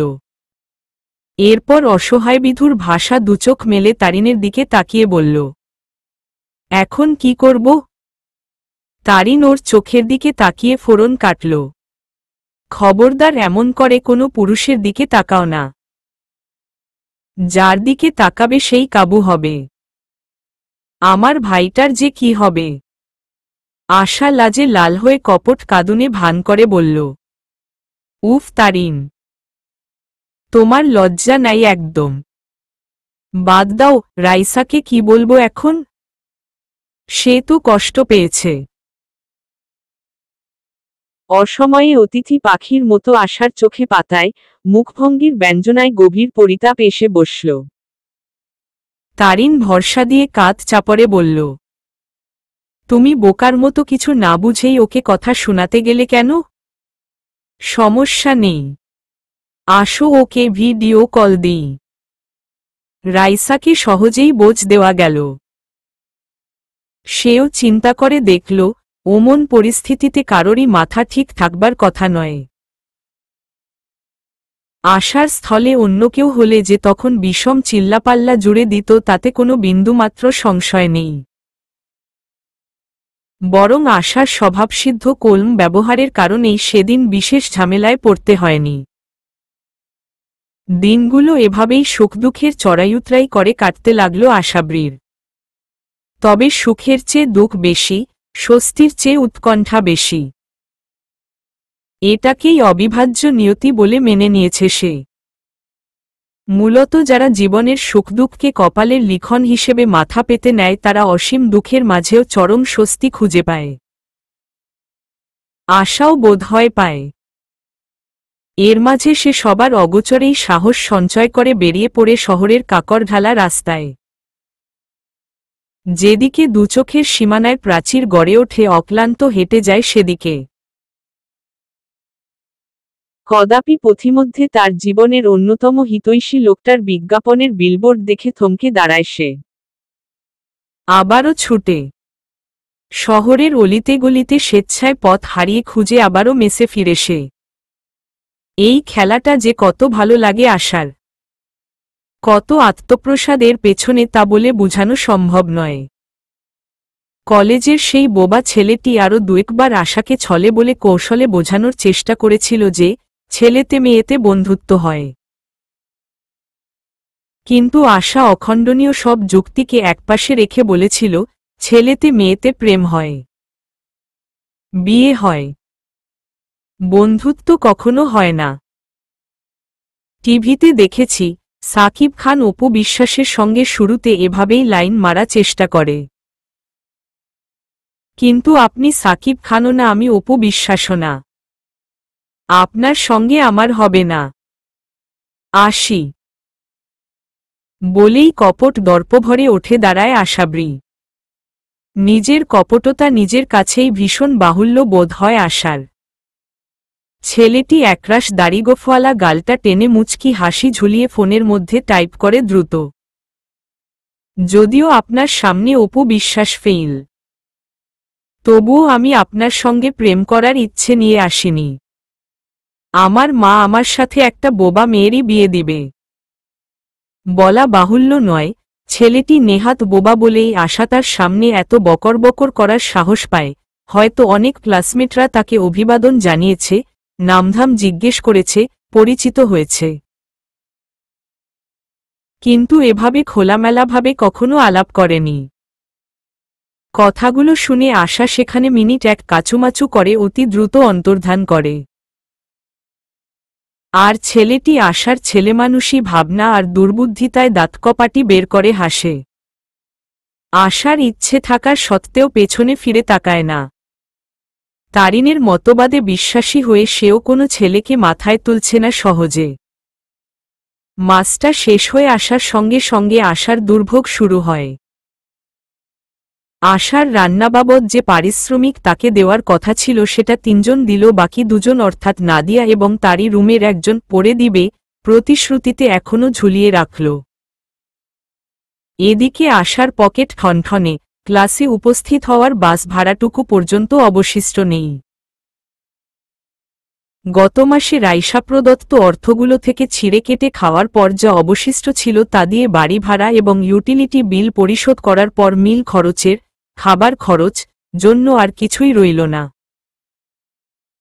কয়টা দিন তারিন চালানোর পর কোনো গতিক হল না দেখে তখন সে এই মাসের টাকাটা আশাকে ধার দিল।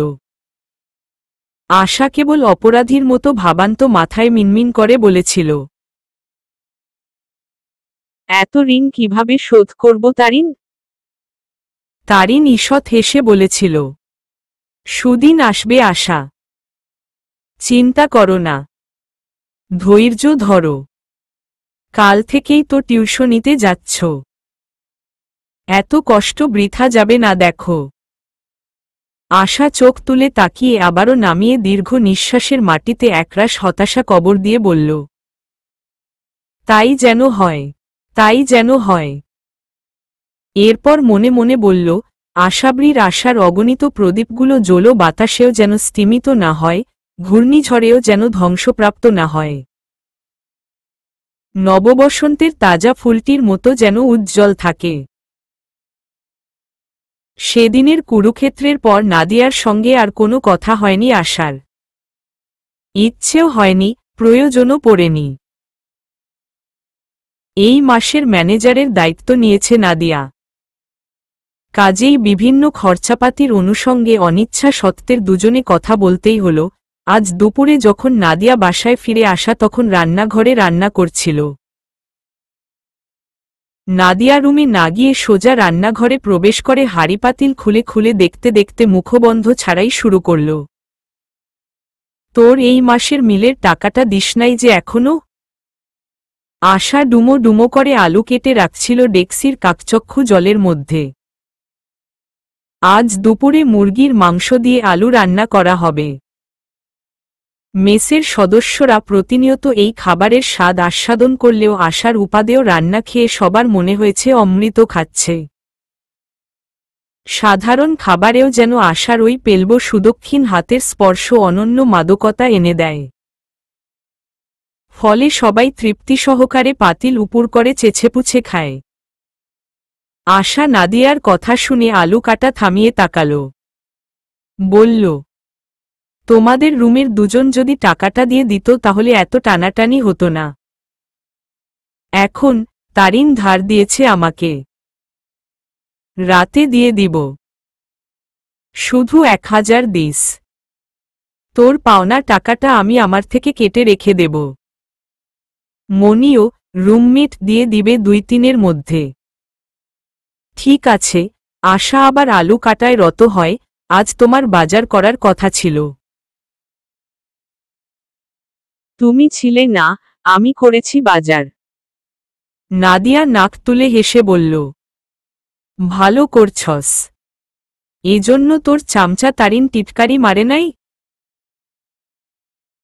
আশা তারিনের বিরুদ্ধে কটু কথা শুনে এক নিমেষ চোখ তুলে তাকিয়ে আবার নামিয়ে দেয়।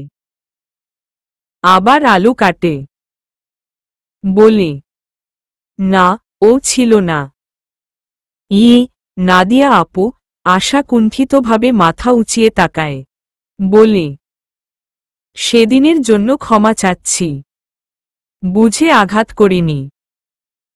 ওয়াইফাই রাউটারটা আনমনে চ্যাট করতে করতে অবদ্ধ হাসি দিল নাদিয়া। বলল, ভুলের মাসুল প্রায়শ্চিত্ত দিয়ে আদায় করতে হয়, ক্ষমা চাইলেই করা যায় না। তোকে একদিন একটা গল্প শোনাব। আমার গল্প? আশা শুরুর কথাগুলো আমলে নিল না তেমন। গল্পের কথা শুনে সে বোকার মতন বলল, তুমি কি আগে ভালো ছিলে? সেই গল্প? গাধি। জোর আস্ফালনে শব্দটা আশার দিকে ছুড়ে দিয়ে নাদিয়ে সদম্ভে বেরিয়ে গেল। তার চোখের তারা জ্বলল ধকধক করে। উন্মাদ পবনের বাতাসে তুষের আগুনের মতো ঠিকরে পড়ল আগুনের ফুলকি। ওকে ক্ষুব্ধ করে আশা আনন্দাপ্লুত হল। আজকে এই কথা তারিন আর জেনিকে গর্ব করে বলা যাবে। 2 দিন আগে থেকে আশা টিউশনিতে যাওয়া শুরু করেছে। প্রথম দিন তারিন আর তার কলেজের বান্ধবী তাকে পথ চিনিয়ে নিয়ে গিয়েছিল। তারিনের কলেজের বান্ধবীর ঘনিষ্ঠ আত্মীয় হয় এরা। সেই সুবাদে তারিনের সুপারিশে আশাকে টিউশনিতে পাঠানো গিয়েছে। শুরুতে ক্লাস 5-এর একজনকে পড়ানোর কথা হলেও পরে দেখা দেখি একই পরিবারের ক্লাস 3-র একজন দুষ্ট প্রকৃতির ছেলে পড়তে চলে আসে। ব্যাস, অনেক ঠেলাঠেলির পরও বাচ্চাটিকে আর একরত্তি টলানো গেল না। সে এই আপুর কাছেই পড়বে। এদিকেই আশার কপাল ঢের ভালো। দুজনকে পড়ানোর জন্য সম্মানী হিসেবে শেষমেশ 5,500 টাকা ঠিক করা হল। আশা হানা কিছুই বলেনি। তার কাছে যা দিবে তাই সই। আর্থিক টানাপোড়েনে আশা কয়েকদিন ক্লাসে উপস্থিত হয়নি।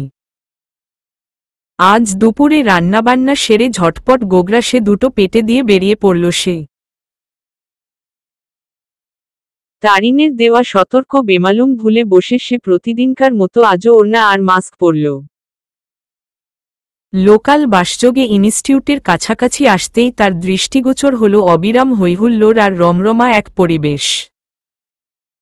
কারো চোখে মুখে ক্লাসের অবসাদ নেই, চলনবলনে তারা নেই, কপালের ভাঁজে গাদা গাদা অ্যাসাইনমেন্টের ভারিক কি নেই। সবার মনে কেবল উৎফুল্লতা। আশা প্রথমে কিছুই বুঝে উঠতে পারল না এমন ঘনঘটার কারণ।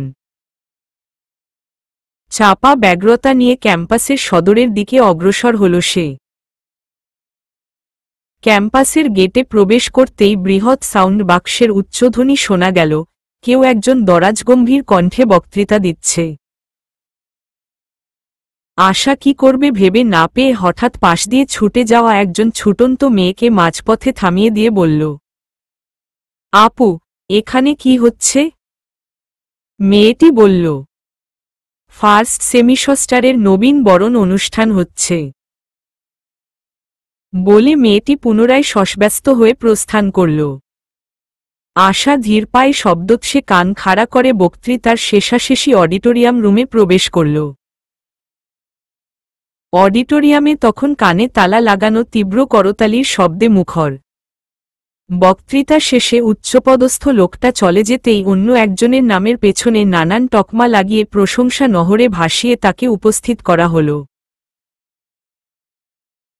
দূর থেকে লোকটাকে দেখেই আশা যেমন পুলকিত হল আবার তেমনি সন্দিহানও হল, আসলেই সে কি না গায়ক অভিনব। তিনি এখানে কি করছেন? বক্তৃতা দিবেন? কে জানে, দেখা যাক কি করে। আশা বসার সিট খুঁজে না পেয়ে দাঁড়িয়েই রইল। জনপ্রিয় গায়ক অভিনব দুচার কথা বলবেন শুনে অডিটোরিয়ামে বাহির থেকে ছাত্রছাত্রীদের হুড়োহুড়ি লেগে গেল প্রায়। রোভার স্কাউট গ্রুপের সদস্যরা সামলে উঠতে পারছে না। অভিনবের গায়ে সাদার ওপর ছোপ ছোপ কালো রঙের ডুরে ফুলহাতা শার্ট, নিবিড় কালো কালো প্যান্ট, শার্টের হাতা কনুই অবধি মোটা করে ভাঁজ করা। সে ভারী অভিজাত ঢঙে হাস্যোজ্জ্বল মুখে হেঁটে এসে স্থির দাঁড়ালো মাইক্রোফোনের সামনে। তার মুখে একটা হাসি লেগেই আছে। কপালের ওপর আদুরে চুলগুলো পেছনে ভো ভো করে চলা টেবিল ফ্যানের দাপটে আছড়ে আছড়ে পড়ছে। দুই হাত মৃদু উঁচু করে মাইক্রোফোন ডেস্কের ওপর রাখল সে, এরপর আশেপাশে একবার তাকিয়ে হাসিটা প্রলম্বিত করে বলা শুরু করল। আমি কোনো বক্তা নই। তবুও শেষ পর্যায়ে কনসার্টের আয়োজনে আসা আমাকে বক্তৃতা দেবার জন্য তুলে দেওয়াটা, আমি যদি ভুল না করি তাহলে এটি আমার বাবারই চাল। তিনি নিজের ছেলের যোগ্যতা দেখতে চান। অডিটোরিয়ামের সুবিশাল কক্ষে মিশ্র হাসির তরঙ্গ বয়ে গেল। বক্তা সারির সম্মানিত ব্যক্তিবর্গের মুখেও অনিচ্ছাকৃত হাসির রেখা প্রকটিত হল। অভিনব এবং তার পিতার সাপেনেউলে সম্পর্কের কথা উপস্থিত বেশিরভাগ মানুষেরই অবগত। কারণটা অন্য সময় বলা যাবে। হাসির ছটা কমে এলে অভিনব আবার বলা শুরু করে। পোশাক পরিচ্ছদ দেখেই বুঝতে পারছেন আমি কেন এসেছি। তবুও একান্ত যখন ঠেলে তুলেই দেওয়া হলো তবু কিছু না বললেই নয়। কেউ কেউ হয়তো জেনে থাকবেন, আমি অত্র ইনস্টিটিউটের স্টুডেন্ট ছিলাম। ভীষণ অনিচ্ছা নিয়ে চতুর্থ সেমিস্টার পর্যন্ত ইঞ্জিনিয়ারিং পড়ার পর আমার মন আর সায় দিল না। বিষিয়ে উঠল। আমার ভীষণ ঝোঁক গানের প্রতি। ফলে আবার বাবার অক্লান্ত পরিশ্রম আর একগুয়েমির ফলেও আমার সিজিপিএ সেমিস্টারের সাথে পাল্লা দিয়ে কমতে শুরু করল। বাবা আমাকে বললেন, এভাবে পড়াশোনা করলে ডুয়েটে চান্স পাবি কিভাবে? অথচ তখন আমার ভাবনাতে তখন ডুয়েট অ্যাডমিশন ছিল না। গানের স্টুডিও ছিল। সুর, তাল, লয় ছিল। যার ফলে আমি খুব বেশি দূর আগাতে পারিনি। কারণ আমার এই বিষয়ে আগ্রহ ছিল না। প্রত্যেকটা বিষয় জয়ের জন্য আগ্রহ জিনিসটা খুবই গুরুত্বপূর্ণ।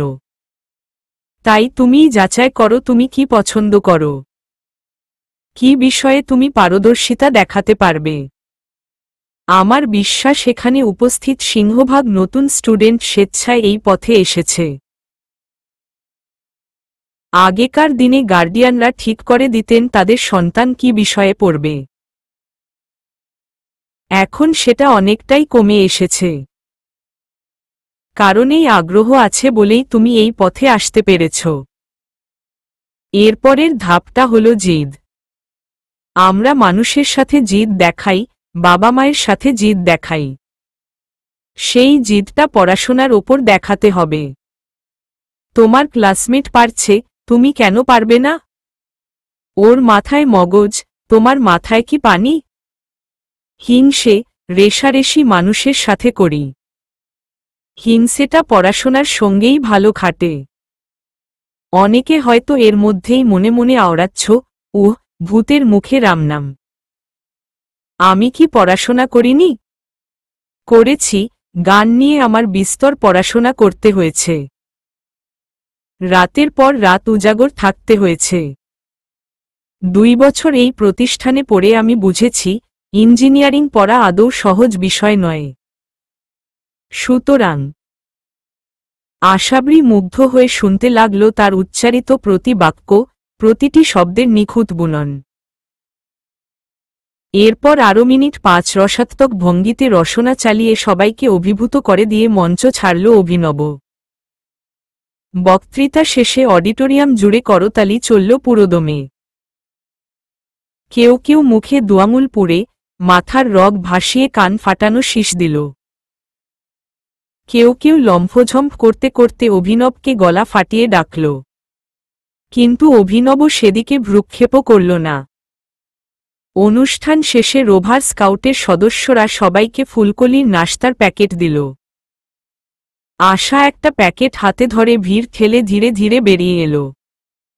কানাকানি কথায় শোনা গেছে এখন সাংস্কৃতিক অনুষ্ঠান হবে। ঘোষণা হয়েছে বিকালের শেষভাগে অভিনবের নবগঠিত ব্যান্ড দলের অনুষ্ঠান শুরু হবে। সেই আকর্ষণেই ছাত্রছাত্রীরা এই পর্যন্ত টিকে আছে, নয়তো কবেই পগার পার হতো।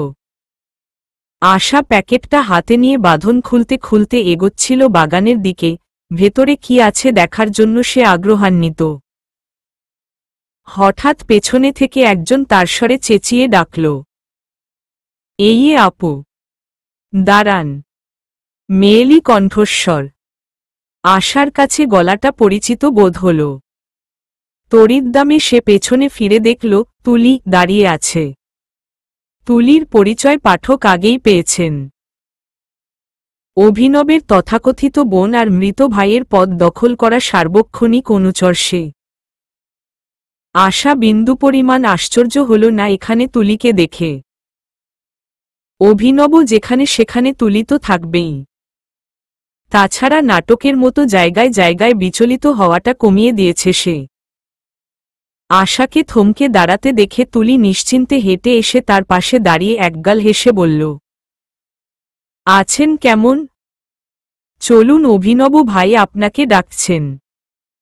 আশা ঠিক করেছিল সে সহজে বিচলিত হবে না। তবুও এই কথায় অশ্বীভূত হয়ে অবিচল থাকার মতো প্রাণীও সে নয়। গায়ক কি এতগুলা মানুষের মাঝে তাকে দেখে ফেলল? নিশ্চয় দেখেছে, নয়তো ডাকবে কেন? কেন ডেকেছে? প্যাকেটটা খোলা শেষে হাতরাতে হাতরাতে উৎকণ্ঠা চাপা দিয়ে বলল আশা, তা জানি না। চলো, দেরি হয়ে যাচ্ছে। কাগজে মোড়ানো প্যাকেটে হাত বসাতেই একটা লাল আপেল বেরিয়ে এলো। আশা আপেলটা ঘুরিয়ে ঘুরিয়ে দেখে কটাস করে একটা কামড় বসাল। সেটা চিবোতে চিবোতে জিজ্ঞেস করল, না গেলে হয় না? উনাকে ভয় লাগে আমার। সুযোগ পেলেই বকাঝকা করে লোকটা।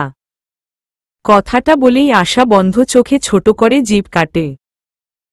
তুলির সামনে যে কথাটা বলা উচিত হয়নি তা সে অনুধাবন করতে পারে এবার। জনপ্রিয় ব্যক্তিরা যতই খারাপ হোক, তাদের অনুচরদের সামনে পো না ধরলে চলেই না। তুলি আর টুশব্দ না করে আশার দিকে এক পলক কটাক্ষ করে ধীরে ধীরে হাঁটা ধরল। আশাও হৃৎসর্বস্বের মতো তার পেছনে পেছনে হাঁটা শুরু করল। মিনিট তিনেক পর দুজনে একটি গুছানো ক্লাসরুমে প্রবেশ করল। রুমটা বিভিন্ন বাদ্যযন্ত্রে ভরপুর। দুয়েকজন নিজেদের যন্ত্রপাতি নিয়ে টুংটাং করছে আর অনুচ্চ শব্দে আলাপচারিতা চালিয়ে যাচ্ছে। আশা চোখ ঘুরাল কাঙ্ক্ষিত মানুষটাকে দেখার উদ্দেশ্যে। রুমের এক কোনো অভিনব কিবোর্ডের ওপর ঝুঁকে অনন্যমনে আঙুল চালাচ্ছে ইতস্তত। বহু প্রতীক্ষাতিতীক্ষার পর মিলিত হওয়া দুই মেরুর দুটি মানুষ যেভাবে দূরত্বের বোঝাপড়া করে ঠিক সেভাবেই যেন মৃদু গানের তালে তালে অভিনবের দুই ঠোঁট বারবার আলিঙ্গন করছে আর ছাড়ছে। কিবোর্ড থেকে উৎসারিত হালকা চেনা চেনা একটা সুর উড়ে বেড়াচ্ছে রুমের ভারী বাতাসের ইথারে ইথারে। কিবোর্ডটা যেন তার ভাষায় বলছে, বৃষ্টি এলে মনের দুয়ারে। আরে ঘরছাড়া কন্যা যে কি ব্যাপার? হঠাৎই অন্য একজনকে ঘাড় ঘুরিয়ে ডাকতে গিয়ে প্রস্তরময়ীর মতো দাঁড়িয়ে থাকা আশাকে দেখে কথাটি ছুড়ল অভিনব। সুরের আবেশে আশা একটু মোহাবিষ্ট হয়ে পড়েছিল। সে চমকে ওঠে অপ্রস্তুত গলায় বলল, জি, ডেকেছিলেন আমাকে?